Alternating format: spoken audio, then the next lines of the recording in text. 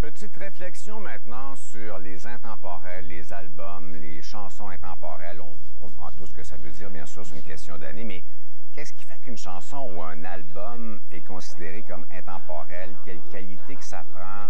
J'ai réfléchi sur le sujet, puis c'est pas moi qui peux vous dire exactement, donner de réponse. Il y a vraiment aucune formule, c'est plus l'effet du hasard, un concours de circonstances. Il y a bien sûr la qualité du compositeur, de la composition. Mais en partant, il n'y a pas un artiste qui est capable de dire si sa composition va être bonne ou pas, ou qui a la prétention de dire « je vais écrire un intemporel ».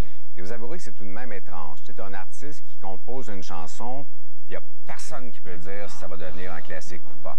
C'est ça qui est la musique. Et c'est aussi, bien sûr, une question d'années. Moi, je mettrais peut-être une vingtaine d'années, sinon plus. Bien sûr que j'ai pensé aux Beatles, à Abbey Road, qui est un classique.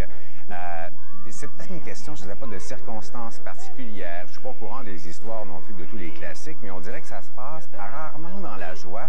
Et c'est là que le hasard entre en ligne de compte. Si je prends par exemple Fleetwood Mac avec leur album classique Rumour, ça a été des sessions studio chaotiques. Tout le monde était super stone, tu sais, tu parlais pas.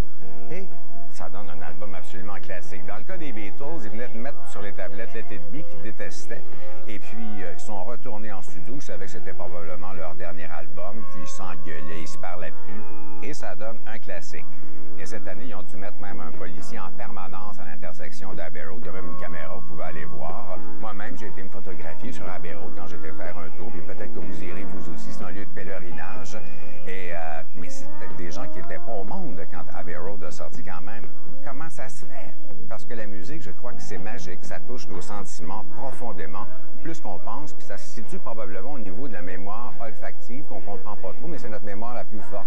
On attrape une odeur, puis on est comme transporté. Ben, la musique, c'est comme ça. C'est absolument magique. C'est pour ça que j'aime ça depuis autant d'années. Et Fred aussi sera là, après la pause, m'a parlé d'un vieil album d'Everland.